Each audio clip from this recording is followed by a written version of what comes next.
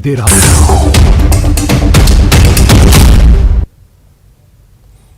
Corona मरीजों की संख्या बिहार में हर रोज नया रिकॉर्ड कायम कर रही है। राजधानी पटना में लगातार मरीजों की संख्या बढ़ रही है। सीआरपीएफ का बिहार सेक्टर मुख्यालय भी इसकी चपेट में आ गया है। सीआरपीएफ कैंप में कोरोना बम फटने के लिए पदाधिकारियों को जिम्मेदार माना जा रहा है।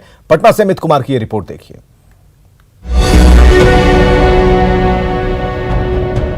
पटना के राजीव नगर स्थित सीआरपीएफ का बिहार सेक्टर मुख्यालय कोरोना का हॉटस्पॉट बन गया है। सूत्रों का कहना है कि मुख्यालय में रहने वाले करीब 105 जवान कोरोना पॉजिटिव पाए गए हैं। सीआरपीएफ के पूर्व जवान निशांत कुमार ने मुख्यालय में कोरोना बम फटने के लिए डीआईजी हसनैन के रवैये को जिम्मेदार ठहराया है। कोरोना पॉजिटिव जवान और उसके परिवार को डराया धमकाया जा रहा है ताकि सच कैंपस के बाहर नहीं जा सके। निशांत 15 साल तक देश की सेवा कर चुके हैं। जयवर्धन नाम के एक अधिवक्ता भी कुछ ऐसी ही शिकायत करते हैं। सोशल मीडिया के माध्यम से देश के राष्ट्रपति, प्रधानमंत्री, गृहमंत्री और गृह मंत्रालय को इससे अवगत भी कराया है। डीआईजी साहब अपना और अपने परिवार को लेकर होम क्वारंटाइन हो जाते हैं, अधिकारी अपना होम क्वारंटाइन हो जाते हैं, लेकिन जवानों को और अधीनस्थ अधिकारियों को इधर उधर भटकने के लिए मजबूर कर देते हैं। उनके कैंप के अंदर में किसी प्रकार की कोई सुरक्षा सुविधा नहीं है, न हॉस्पिटल की सुविधा है, न डॉक्टर की सुविधा है, न जांच करने की सुविधा है। डीआईजी हसनैन ने ये स्वीकार करते हैं कि पिछले कुछ दिनों में सीआरपीएफ के बिहार सेक्टर मुख्यालय कैंपस में बहुत से जवान कोरोना पॉजिटिव मरीजों की चपेट में आए हैं। सभी की जांच कराई गई है, किसी में कोरोना का लक्षण नहीं मिला है। एहतियात के तौर पर सभी का इलाज मुख्यालय के अलावा पटना सिटी स्थित कंगन घाट और मुजफ्फरपुर में कराया जा रहा है। हम हर तरह की यहाँ ड्यूटी कर रहे हैं, तो उसमें किसी वजह से यहाँ पे हर तरफ मारामारी फैली हुई है, महामारी, तो यहाँ भी थोड़ा हो गया है। तो हमने पूरे उसके उपयोग कदम उठाए हैं। उनसे बचने के लिए हम लोग फाइट कर रहे हैं और सभी एसिम्प्टोमेटिक हैं, किसी कोई लक्षण नहीं है। बिहार सेक्टर मुख्यालय के पीआरओ मुन्ना सिंह सीआरपीएफ के पूर्व जवान निशांत और अधिवक्ता जयवर्धन सिंह के आरोपों को खारिज करते हैं। हालांकि मुन्ना सिंह ये जरूर कहते हैं कि छोटी मोटी तालमेल में कहीं कुछ गड़बड़ी हुई होगी। विभाग उन सभी की जांच कराएगा।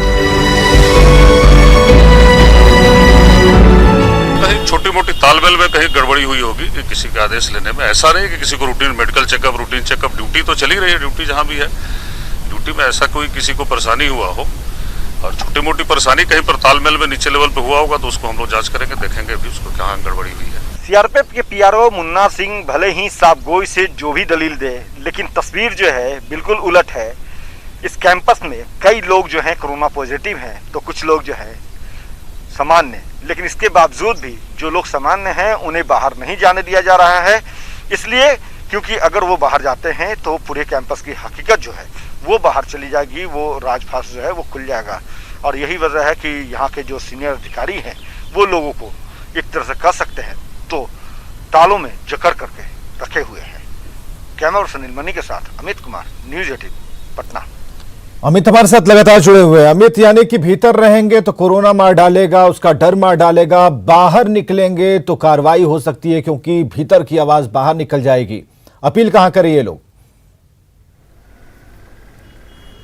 देखिए, बिल्कुल ये बड़ा मसला है विवेक, और बिल्कुल आपने सही कहा कि अंदर रहेंगे तो कोरोना का डर है और बाहर निकलने नहीं दिया जा रहा है। निकलेंगे तो अनुशासनहीनता मानी जाएगी और विभागीय कार्रवाई हो सकती है, प्रोसीडिंग्स हो सकती है। आपको मैं दिखाना चाहूँगा विवेक, दर्शकों को भी आप दिखा रहे हैं। ये देखिए, ये बिहार सेक्टर का ये कार्यालय है, आईजी बिहार सेक्टर का ये दफ्तर है। और यहाँ पे ये जो गेट देख रहे हैं ये पिछले 4 महीने से बंद है, ताला जड़ा हुआ है। ताले की तस्वीर भी आपने दिखाई है दर्शकों को हमारी इस रिपोर्ट में। और 2 गेट है, गेट नंबर 1, गेट नंबर 2, दोनों पे जो है सुरक्षाकर्मी तैनात हैं और उन्हें सख्त हिदायत दी गई है कि बाहर से कोई अंदर नहीं आ और अंदर से कोई बाहर ना जाए। स्थिति ये है कि जो यहाँ पे जवान रह रहे हैं उनके घर के लोग, उनके परिवार के लोग चाहते हैं कि वो कोरोना के साए में ना आए, तो वो बाहर जाना चाहते हैं, उन्हें भी नहीं जाने दिया जा रहा है। यहाँ तक कि कई ऐसे जवान हैं जिनकी पत्नी जो है वो गर्भवती है और वो अपना रूटीन चेकअप करवाना चाहती है, लेकिन यहाँ पे बैठे जो आलाधिकारी हैं जिनकी हुकूमत चल रही है इस कैंपस के अंदर, वो उन्हें बाहर नहीं निकलने दे रहे हैं। ये शिकायत जो है हमारे पास आई, हमने इसकी तस्दीक की। खुद इस बात को यहाँ के जो पीआरओ हैं मुन्ना सिंह, यहाँ के जो डीआईजी हैं एसएम हसनैन, उन्होंने भी स्वीकारा है कि हाँ, इसलिए नहीं बाहर जाने दिया जा रहा क्योंकि बाहर जाएंगे तो कोरोना संक्रमित हो जाएंगे। सवाल यहाँ ये उठ रहा है विवेक कि जब अंदर जो लोग रह रहे हैं वो कौन से सुरक्षित है, वो क्यों वो कोरोना के चपेट में आ रखे हैं। यहाँ तक कि जानकारी ये भी है, हालांकि वो तस्वीर मुझे नहीं लेने दी गई, रोका गया कि जो बैरक है वहाँ पे क्षमता 90 की है, 90 लोग रह सकते हैं, 90 जवान रह सकते हैं। इस कोरोना काल में जो MHA का गाइडलाइन रहा, जो बिहार सरकार का गाइडलाइन रहा, उसके तहत 30% जवानों को रखना था, उसके बाद 50% जवानों को रखने का जो है वो छूट दी गई। लेकिन इसके बावजूद इस पूरे कोरोना काल के दौरान तकरीबन 120 से 150 तक जो जवान हैं उनसे यहाँ पे रखा गया। एक तरह से कह सकते हैं कि ठूस करके यहाँ रखा गया, और यही वजह रही कि एक जवान संक्रमित हुआ, पूरा जवान संक्रमित हो गया। संक्रमण की संख्या जो है, संक्रमित जवानों की संख्या जो है वो तकरीबन 106 पार कर चुकी है।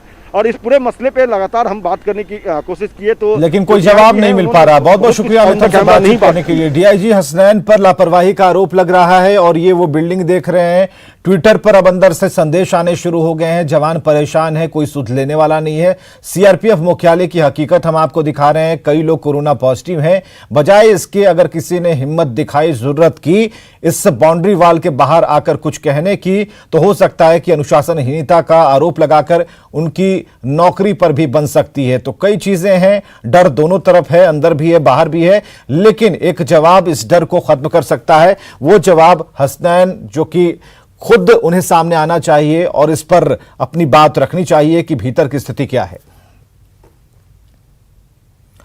और रांची के लोगों को आज एक बार फिर बिजली की किल्लत झेलनी पड़ रही है। राजभवन समेत कई हिस्सों में पावर कट से लोगों की परेशानियां बढ़ी हैं। राजभवन सब स्टेशन से दिन के सुबह 11 बजे से 2 बजे तक बिजली आपूर्ति बाधित है।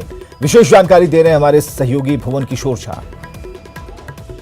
राजधानी में आज एक बार फिर बड़े पैमाने पर पावर कट होने की संभावना है, और जिस तरह से बिजली विभाग के द्वारा सूचना दी गई है उसके तहत राजधानी के राजभवन सब स्टेशन से 11 बजे से 2 बजे तक बिजली आपूर्ति बाधित रहेगी, जिसके कारण से मधुकम, गांधीनगर और कई ऐसे जगहों में बिजली आपूर्ति बाधित रहेगी।